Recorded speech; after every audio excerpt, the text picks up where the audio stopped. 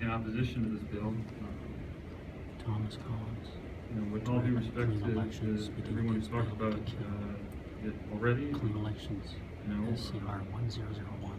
the commission doesn't agree, and I don't agree with February 19th, 2015. with what this does or the way that it's In front of the being done. Senate Judiciary Committee. And there's a kind of an idea that there's there are legal arguments and there are policy arguments. In this case, to be honest with you, the legal arguments and the policy arguments are the same. So I'm not going to belabor legal things here. I don't think that the test for what right to do is necessarily what a clever lawyer thinks can be done. I think it's Edmund Burke has this quote about, it's not what a lawyer tells me I may do, but what reason and justice tell me I ought to do.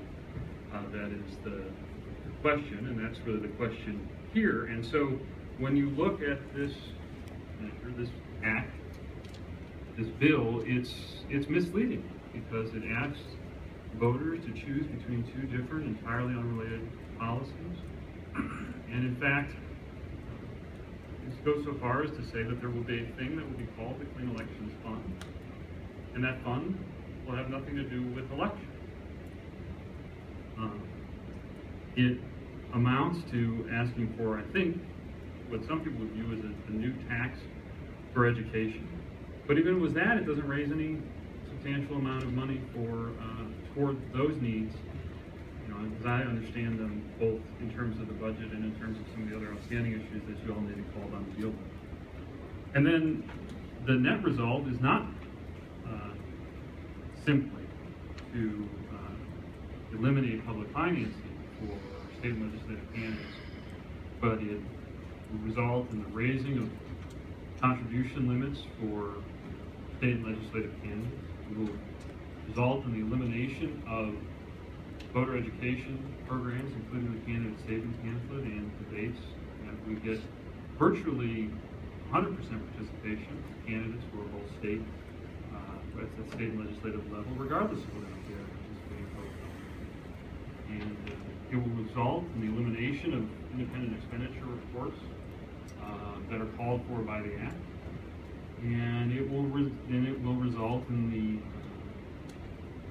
removal of independent, nonpartisan, open enforcement campaign finance laws, because the commission is a multi-party body appointed by Republican and Democratic officials who serve have to meet geographic and party requirements, and they have to meet in open meetings where anybody can come in and see the commissioners work on policy, they can see the commissioners work on enforcement matters. That's all public and available, and that goes away.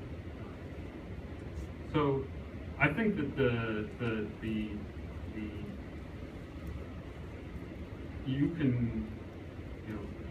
this body is not the arbiter of whether or not the Constitution is complied with, so I don't really feel the need to spend a lot of time on that. Suffice it to say that the principles embodied in the Arizona Constitution are that measures should be passed in a straightforward manner. And looking at the plain language of this bill, it's very difficult for me to understand how this is straightforward. So with that, unless you have any questions, that's all I've got to say. Thank you for your testimony. Any questions?